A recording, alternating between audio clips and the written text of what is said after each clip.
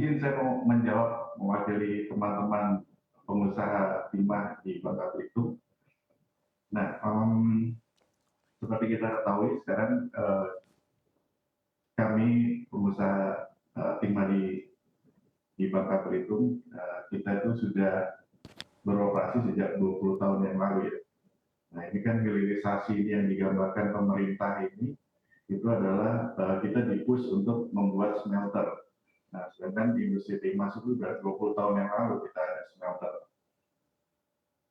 Begitu. Nah, kemudian betul sekali tadi seperti yang Mbak katakan baru terserap 5% industri dalam negeri. Ini karena minimnya industri hilir yang ada di Indonesia.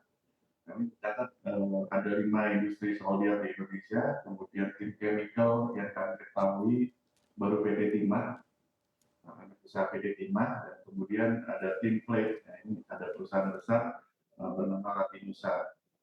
Nah, maka dari itu pemerintah saat ini mendorong untuk mengembangkan industri hilirisasi timah yang ada di Indonesia. Tapi ada catatan juga dari kami, dan kami ini menurut undang-undang diamanatkan sebagai penambang. Jadi kami menginduk di Kementerian SDM. Nah, saat ini kami didorong untuk melakukan hilirisasi. Yang perlu diketahui juga, di kantor kita ini, di kantor saya ini banyak sekali sarjana tambang. Nah, jadi kita didorong oleh pemerintah untuk melakukan hilirisasi, tentunya itu butuh waktu dan juga kajian supaya hilirisasi yang kami lakukan bisa berjalan dengan baik. Berapa Kira-kira lama itu, sih Pak Mbak. waktu yang dibutuhkan? Kalau waktu yang dibutuhkan antara 2 sampai 3 tahun. Kalau kita lihat dari file di Google ya, ada Latinusa itu membutuhkan visibility study itu sekitar 2 tahun. Nah, sedangkan kita dikejar-kejar pemerintah supaya tahun depan supaya bisa berjalan, hilirisasi bisa berjalan. Kira-kira itu, Mbak. Oke, berarti artinya tidak ada sinkronisasi ya Pak antara penambang dan juga pemerintah di tengah para penambang ini didorong untuk mengembangkan atau mengembangkan smelter. Di satu sisi ini kan juga butuh waktu yang cukup lama Pak, 2 sampai 3 tahun untuk mengembangkannya. Di satu sisi juga hingga saat ini belum ada roadmap terkait dengan hilirisasi timah. Betul, yang saya dengar roadmap memang belum ada. Nah, sehingga kita mencoba untuk membuat kajian dulu, Mbak, supaya kajian ini kredibel. Kalau misalnya kajian ini memang sangat menguntungkan kami bagi pengusaha, tentunya kita akan lanjutkan. Begitu. Nah, mengenai smelter, sebetulnya kami sudah justru kami pengusaha timah ini diwajibkan mempunyai smelter. Mhm. Tapi kalau sejauh ini Masih komunikasi dan diskusinya seperti pemerintah seperti apa sih Pak? Karena kan sebetulnya dalam waktu dekat dikatakan bahwa pelarangan ekspor timah khususnya jenis timah ingot ini dilarang begitu. Seperti apa nantinya Pak? ya, kita sudah beberapa kali FGD dengan pemerintah, dengan Komisi 7 juga kami beberapa kali lakukan ini rapat dengan pendapat.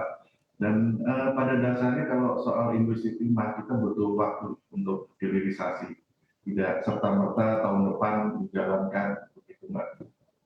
Jadi memang ada step-stepnya dan roadmap-nya sendiri kan masih belum jelas.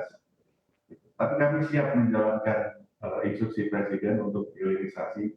Saat ini perusahaan kami sedang melakukan visibility study oleh konsultan internasional. Nantinya kalau memang ini visible, nah tentu tidak akan lanjutkan. Kami juga dorong teman-teman di pengusaha timah yang ada di Bangka Belitung juga bersama-sama, ayo kita wujudkan hilirisasi, kita wujudkan keinginan Bapak Presiden. Karena bagaimanapun hilirisasi itu sangat bagus dan mempunyai nilai dampak yang luar biasa bagi Indonesia juga bagi masyarakat perekonomian masyarakat Bangka Belitung. Seperti itu. Oke, Pak Adit, tapi di satu sisi kalau berdasarkan data dari Kementerian SDM dikatakan bahwa di tengah produksi timah dalam negeri yang bahkan sudah mencapai 80.000 ton, tapi nyatanya di lapangan hanya 5% yang terserap. Ini artinya sisanya 95% ini berpotensi tidak terserap dalam negeri. Seperti apa pandangan Anda? Makanya itu kita kan didorong selain kita menambang, kita didorong juga untuk melakukan industri baru, hilirisasi industri. Nah, nanti bentuknya ada macam-macam yang kita ketahui bersama, ada tin chemical, tin plate, ada tin solder. Nah, kita didorong untuk melakukan hilirisasi ke depannya. Nah, itu cukup baik, teman-teman juga menyambut hal positif mengenai ini, Pak. Tapi kami hanya butuh waktu saja, karena kami dari penambang yang notabene-nya kita biasa melakukan penambangan, kemudian kita di-push untuk melakukan hilirisasi industri yang baru yang dimana kita belum tahu pasarnya, kita belum tahu ke depannya bagaimana prospeknya gitu.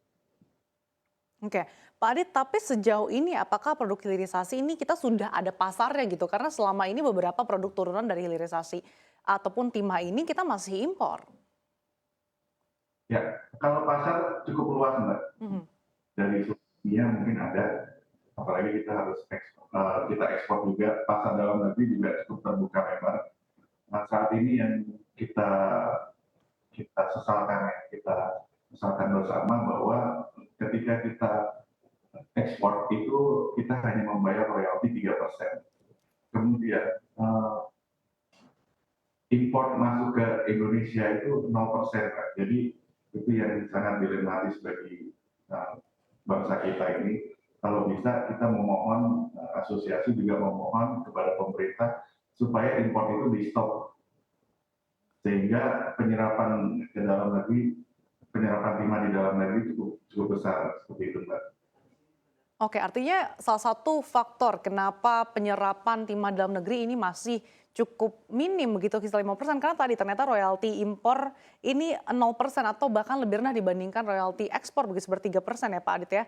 Tapi kalau untuk kesiapan industri hilirisasi sendiri tadi Anda katakan tengah melakukan visibilitas tadi juga. Sebetulnya untuk membangun smelter untuk timah ini sendiri membutuhkan dana berapa sih Pak? Dan seperti apa sih Anda melihat dukungan dari perbankan dalam negeri? Karena beberapa perbankan saat ini juga enggan untuk membiayai produk-produk pertambangan. Ya, mungkin lebih tepatnya kita membangun pabrik ya, Pak.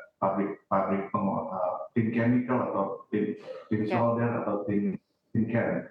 Nah, itu lebih tepat. Karena kalau smelter kita sudah bangun itu udah 20 tahun yang lalu. Nah, mengenai pabrik ini, yang paling murah kajian kami itu sekitar 20 miliar. Bisa sampai triliunan itu untuk tin chemical dan juga tin plate. Nah, itu tergantung dari teknologi yang akan diterapkan. Kalau tin chemical tentunya lebih complicated lagi ya. Kalau tin can, nah itu juga ada. Kalau yang saya kembangkan sekarang di perusahaan saya untuk hilirisasi nanti akan tin can. Ya, itu juga ada standar-standar tertentu kalau kita mau ekspor ke luar negeri ataupun di dalam negeri seperti itu.